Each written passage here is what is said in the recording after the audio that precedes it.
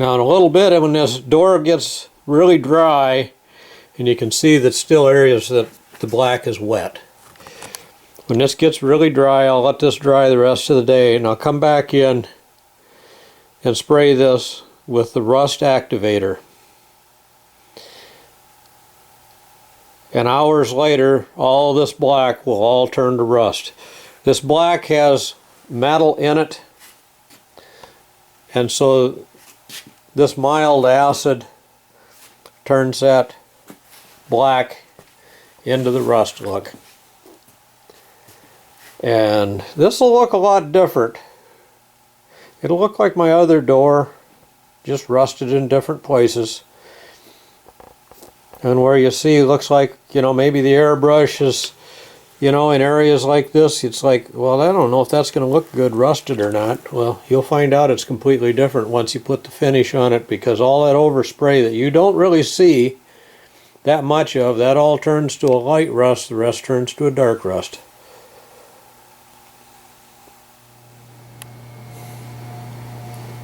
Okay, about an hour after I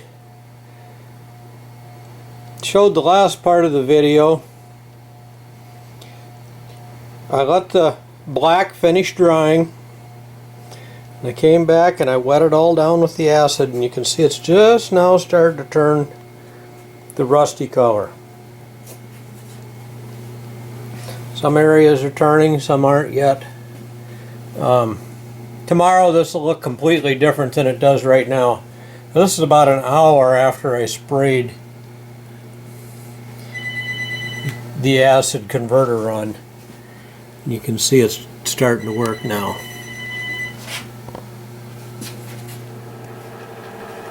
Okay, so the last time we were taking video of this, I didn't have the lettering distressed. I was just getting ready to, I was just putting some rust on this door and getting ready to letter it. So I got this door done. Paint's dried enough. It's all distressed now. So we're going to move around and we're going to talk a little bit more about some rust options, because we'll be doing some more to this door. If you notice the difference in the color between the two rust here, so we'll be blending this all in. And what I'm going to show you is how we're going to actually do that, because I've been doing a lot of additional rust stuff, and it's all experimental. And to me it's better than the rust paint. I'm using part of the rust paint. So let's come down to this area here. Now this had no rust on it. So what I did in this rust area was I took the metal base acrylic, the black acrylic that has the metal in it, and I sprayed that on top of the regular paint, and I used my airbrush, and then I came back with only peroxide with just a little bit of vinegar in it, and I put the metal particles that I talked about in the other part of the video. I put the metal particles from my bandsaw cutoff in that, and I let that set a few days, and it changed color, started to get rusty color.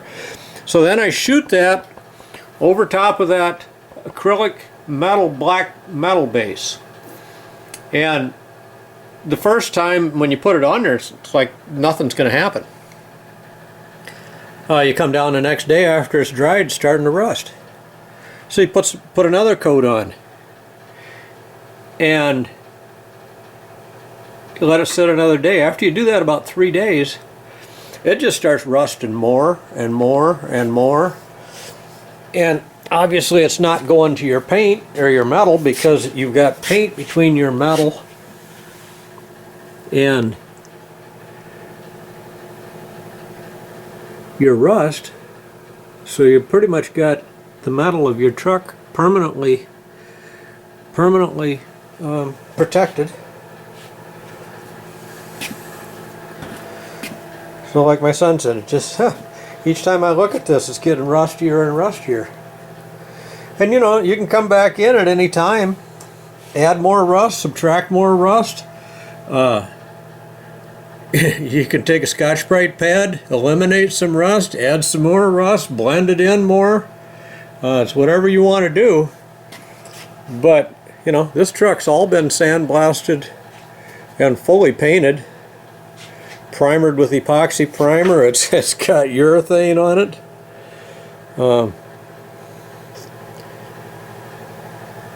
So it's just another way to rust things. And I'm not done with the rust part of this truck by any means. I mean, this is going to get more blending and areas that are, you know, nicer as far as blending in. You'll see runs, and that's where the peroxide and the vinegar ran down. That all comes off with either some real fine wet paper, or it comes off with a Scotch-Brite pad. I just haven't had time to do that. I'm busy trying to get the thing fired up and going, and I finally got the motor running, and now it's time to find out, is the transmission I put in it going to work?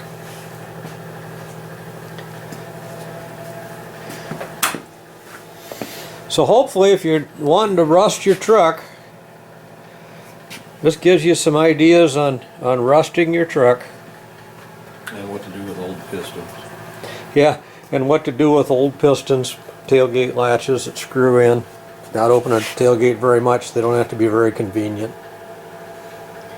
I finally got all the lights working on this truck. Signals were a big problem. So we got all that done. The two doors are not the same. Each one's different.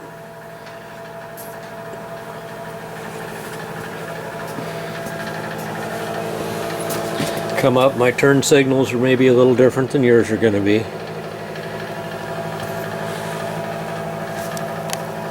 351 Windsor sitting in it.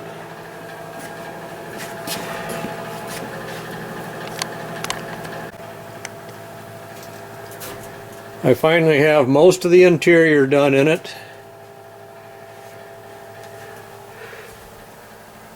On the other 51 Ford we cut all this dash area out, put all billet dash in it. This one I didn't do that. I filled in some areas, welded in around these, welded a metal piece in there and put some filler in there and got it so that it would accept these modern gauges. Got everything tied into the original dash that way. Jeep YJ seats.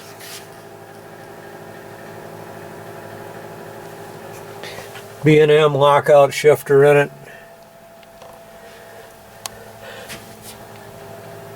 So the truck's coming a long ways now. Everything's going up. I'm not back to the small stuff.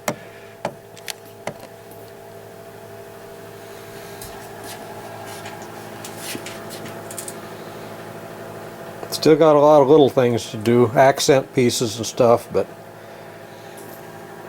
you're getting the idea. The interior's pretty nice. The rest of the truck is going to look a little crude going down the road, as it should. But I got to sit on the inside and drive it, and I want to be able to go anywhere with it.